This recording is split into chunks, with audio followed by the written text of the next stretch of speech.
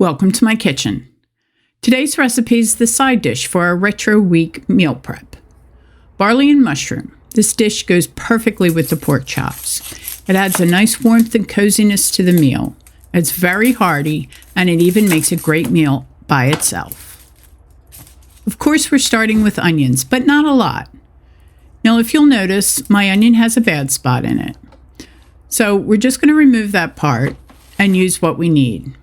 I start the pan out on high heat and then turn it down to a medium-high. While we're waiting for the oil in the pan to heat up, we can go ahead and get the garlic started. I'm not using a lot of garlic, just a little bit. Once we get the onions in the pan, we can get started on the mushrooms. For the most part, mushrooms are usually clean, but you'll want to give them the once-over and brush off any dirt that might be on them. You want to cook the mushrooms a bit before we start to add the seasonings. We want just a bit of color on the mushrooms. By browning the mushrooms and onions, it helps intensify the flavors. After the water is cooked off the mushrooms, you can go ahead and add your seasonings. The garlic, salt, pepper, all go in and give it a good stir. Once the seasonings are in, you're going to want to cook them just a little bit longer, maybe 2 or 3 minutes. Okay, for the barley. Barley is a grain, and it cooks very much just like rice. The ratio is 3 cups of liquid to 1 cup of barley. I also like to cook it a little bit slower on a very low simmer. If you prefer it softer and not as chewy, then you can cook it for a longer time, but you will want to add some extra liquid. Now, to add some extra flavor and some richness, I decided that I would use beef stock to cook the barley. If you wanted this to be a vegetarian dish, you could use vegetable stock or even just plain water. So, add the stocks to the pot, add a small amount of salt, and the barley goes in. Then we're going to put the mushrooms and the onions in, and give it a good stir and put the lid on it, and bring it to a boil. Once it's got to a boil, you can turn it down to a low simmer. Just like when I cook rice, I added some salt.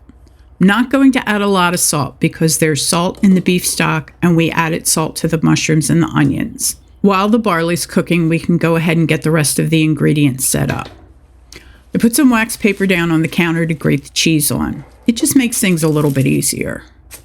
So I'm going to use a rasp for this cheese. This is a harder cheese, and when you use the rasp, you get nice little thin, tiny pieces, and it just melts so much better. Then I can also use the rasp for the lemon zest. I used all of the lemon zest, the whole lemon. The zest and the juice are what give this barley a nice, bright, fresh flavor. Then we can chop up some parsley. And you can use the curly or Italian parsley. Doesn't matter. This will add a nice freshness. I almost forgot to add the thyme to the barley.